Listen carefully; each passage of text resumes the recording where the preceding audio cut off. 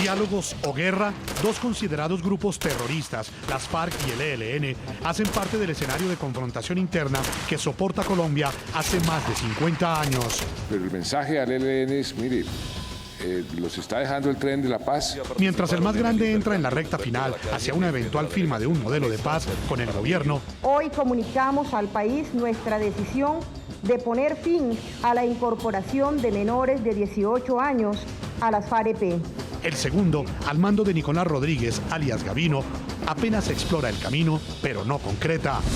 Comunicado ELN, enero 31 de 2016. En 2 años largos que han durado estos diálogos, al final de cada ciclo, de acuerdo al reglamento acordado, siempre se ha fijado la fecha y sitio para el siguiente encuentro, pero en esta ocasión no ocurrió así, porque la delegación del gobierno no quiso definir estos dos asuntos.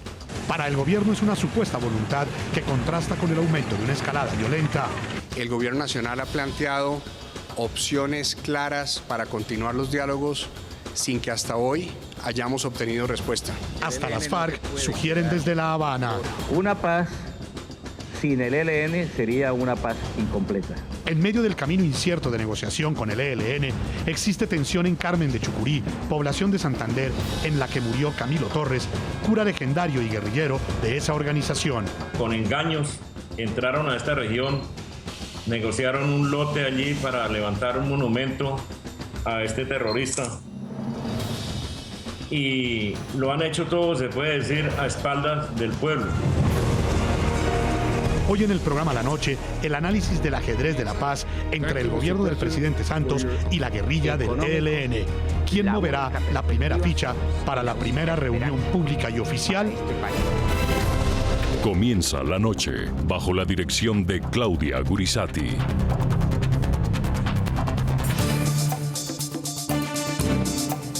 La Noche, bajo la dirección de Claudia Gurisati, enciende las luces para que usted vea el punto clave de la noticia. Soy Jason Calderón, bienvenidos. La noticia, el difícil momento que afrontan los acercamientos entre el gobierno colombiano y el ELN, al mismo tiempo que la organización terrorista asegura que está preparada para concluir la fase confidencial de diálogos y dar inicio a una fase pública, arremete con su accionar criminal. Ante el incremento de los ataques del ELN, que han tenido como blanco la fuerza pública y la infraestructura petrolera, el presidente Juan Manuel Santos ordenó intensificar operaciones militares contra esa guerrilla. La noticia, el cruce de cartas entre el máximo comandante del ELN, alias Gavino, y el arzobispo de la ciudad de Cali, Darío Monsalve. En las misivas, Gavino aboga por la mediación de la Iglesia para destrabar los diálogos exploratorios e insiste en la necesidad de un cese bilateral del fuego.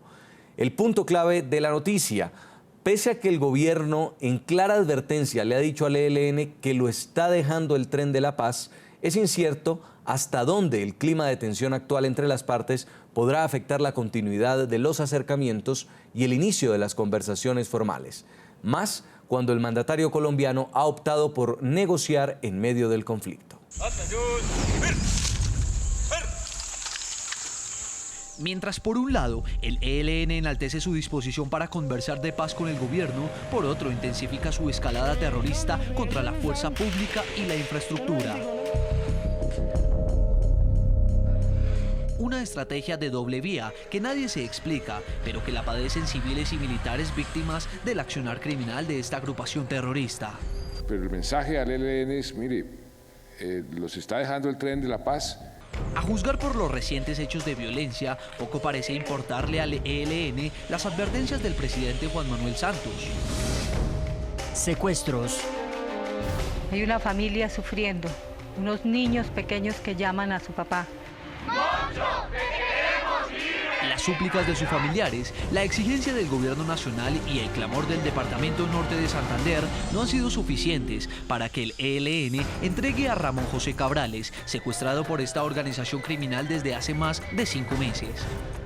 El gobierno de Juan Manuel Santos le ha dicho a la agrupación criminal que la liberación de Cabrales es una condición para que se inicien los diálogos formales de paz, pero hasta el momento Cabrales sigue privado de su libertad. De tener esperanza a que esto se solucione, por eso el mensaje de fortaleza. Sin embargo, este comerciante no es el único en poder de esta organización terrorista. Desde el pasado 3 de febrero, el ELN mantiene secuestrado al cabo segundo Jair de Jesús Villar Ortiz, quien fue plagiado en el municipio de Segovia, Antioquia. Escalada terrorista. En la madrugada de este lunes, 8 tatucos fueron lanzados contra las instalaciones de la Brigada 18 del Ejército Nacional en Arauca. Según informaron las autoridades, se registraron daños leves a las instalaciones de la institución y varios vehículos que estaban en la zona. 3 días atrás, en el municipio de El Tambo, Cauca, un francotirador del ELN asesinó a Edison Burbano Córdoba, un uniformado de la policía que se encontraba haciendo labores de patrullaje. Además, este miércoles en la mañana, 8 policías resultaron heridos tras la explosión de un artefacto en el centro de Cúcuta, norte de Santander. De llegarse a establecer que haya sido el ELN, tenemos que estar señalando que podría ser una retaliación frente a los éxitos logrados en los últimos días. Ataques a la infraestructura. El blanco para la escalada violenta del ELN también ha sido la infraestructura. Según las autoridades, el pasado lunes en la noche, guerrilleros del ELN atentaron contra el oleoducto Caño Limón Coveñas en la vereda Cañaguata, en el departamento de Boyacá. Los responsables serían miembros del Frente Efraín Pavón Pavón. Además de la pérdida económica, se registraron graves daños al ecosistema que lo rodea.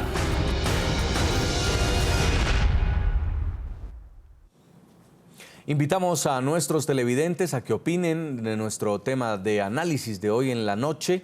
Ante la reciente escalada de los ataques del ELN, ¿cuál cree usted que deben ser las condiciones del gobierno colombiano para iniciar la fase pública de diálogos con esta agrupación terrorista? Pueden respondernos a la cuenta de Twitter del programa La Noche y también las cuentas de nuestro equipo periodístico que están apareciendo en pantalla. Y quiero saludar a esta hora en Bogotá, Colombia, a Óscar Iván Zuluaga, ex candidato presidencial colombiano, director del Partido Centro Democrático. Bienvenido, señor Zuluaga.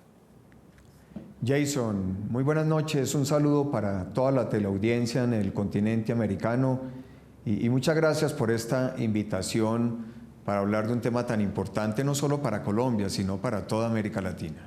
También nos acompaña en Bucaramanga, Colombia, Hernando Hernández, integrante de la Comisión Facilitadora de Paz entre el Gobierno y el ELN, y lidera además los actos de conmemoración de los 50 años de la muerte del legendario cura guerrillero Camilo Torres este 14 de febrero. Bienvenido.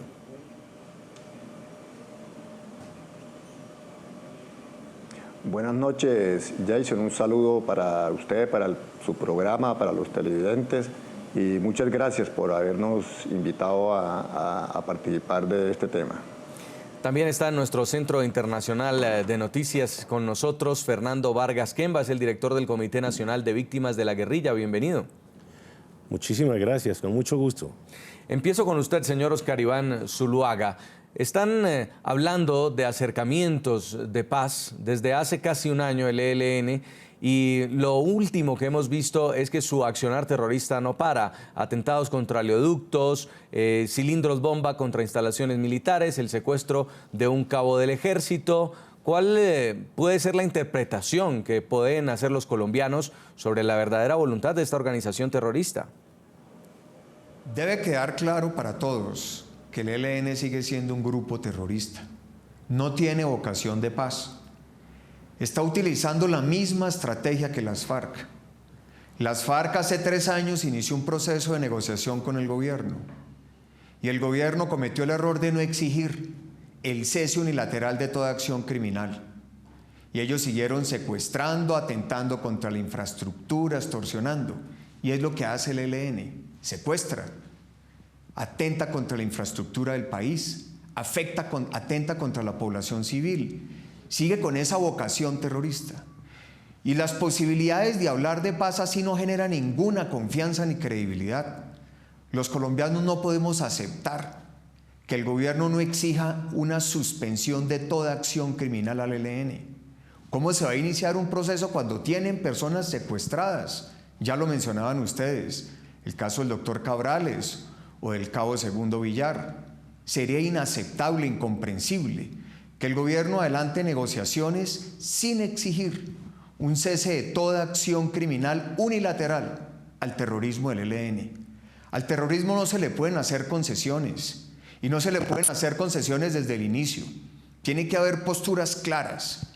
El ejemplo de la negociación con las FARC no le sirve al país y no puede ser nuevamente la ruta que tome el gobierno para buscar unas negociaciones con el ELN. Hay que exigir la suspensión de todo acto criminal, la liberación de todos los secuestrados, suspender el reclutamiento de menores, que no sigan atentando contra los ciudadanos y los colombianos de bien, que no puedan seguir en el negocio del narcotráfico, como ha seguido, por ejemplo, las FARC en alianza con el ELN.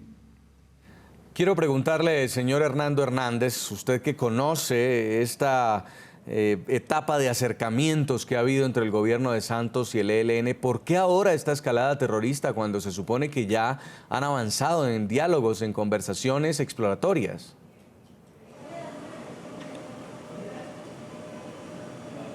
Yo lo que pienso es que para nada le hace un bien al proceso y para dar inicio a los diálogos formales la confrontación y la escalada militar.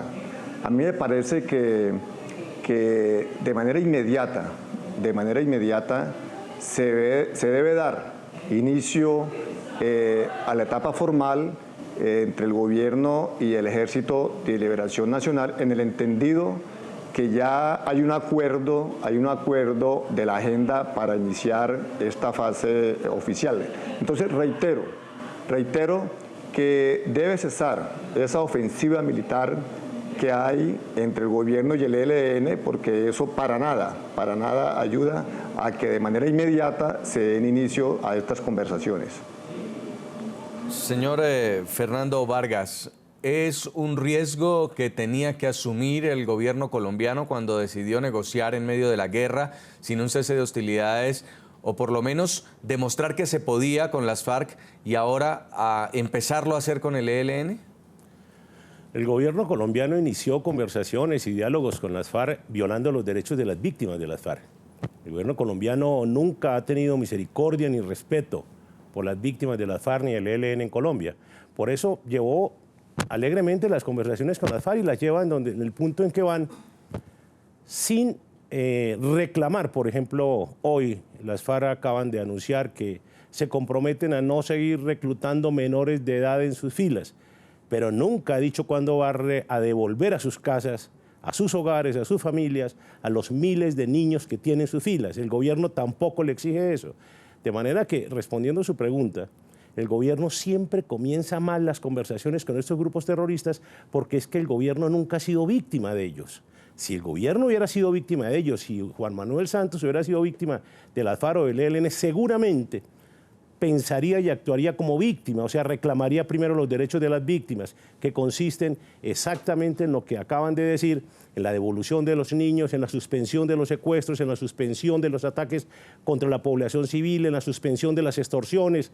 En eso, así es como se tiene que haber iniciado un proceso de paz, pero además, vuelvo y le repito, se cometió el error terrible que está cometiendo, que es poner como garantes países que además de ser enemigos históricos de Colombia y de la democracia, son regímenes caminos a totalitarismos como Venezuela o regímenes absolutamente dictatoriales, tiránicos como Cuba, que ha sido entrenador, apoyador logístico y político y económico de las FARC y el ELN. O sea, eso es un error, tener una mesa de negociación en donde hay países interesados en que la paz de Colombia no se dé bajo las premisas que creemos los colombianos, sí, sino bajo las ventajas de los grupos guerrilleros. Señor Zuluaga, ¿qué cree usted? ¿Por qué no han arrancado formalmente unos diálogos de paz con el ELN? ¿Qué ha faltado?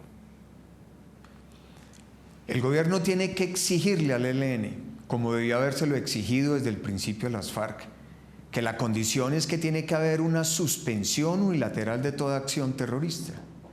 Y el gobierno no hace sino darle vueltas a las cosas. Y entonces, mientras tanto, el ELN sigue actuando como grupo terrorista. Y entonces pareciera que quisiera seguirlo haciendo para presionar a que el gobierno se siente en los términos que el ELN quiere. El gobierno tiene que defender la vida y la integridad de los ciudadanos, lo decía el doctor Vargas. Tiene que defender el derecho a las víctimas. Los colombianos no nos pueden repetir la dosis de hacer un proceso sin condiciones, de hacer un proceso sin exigencia alguna y que tengamos que seguir soportando mientras el negocio habla, mientras el gobierno habla o negocia los actos terroristas por parte del ELN. Una paz así es una paz que no llega a buen término. Un proceso de esa fórmula no permite que esté basado en la defensa de la institucionalidad, que esté garantizándole la protección y la vida a los ciudadanos, el derecho a las víctimas, porque el ELN tiene una vocación terrorista, como la tienen las FARC, y lo muestran todos los días. Los hechos de estos últimos días son una prueba innegable de la vocación terrorista de las FARC.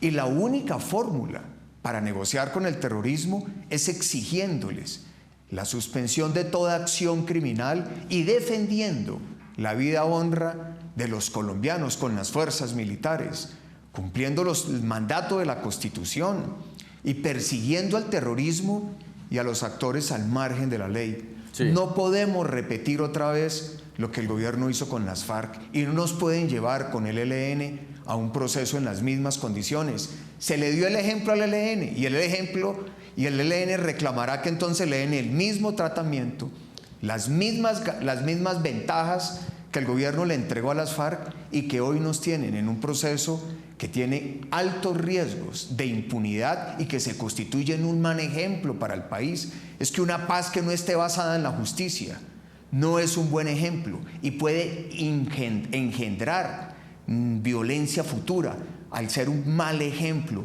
para futuros procesos de negociación. Sí. Señor Hernando Hernández, ¿qué ha pasado? ¿Qué ha faltado? ¿O es que ha sido el gobierno colombiano más condescendiente con las FARC que con el ELN?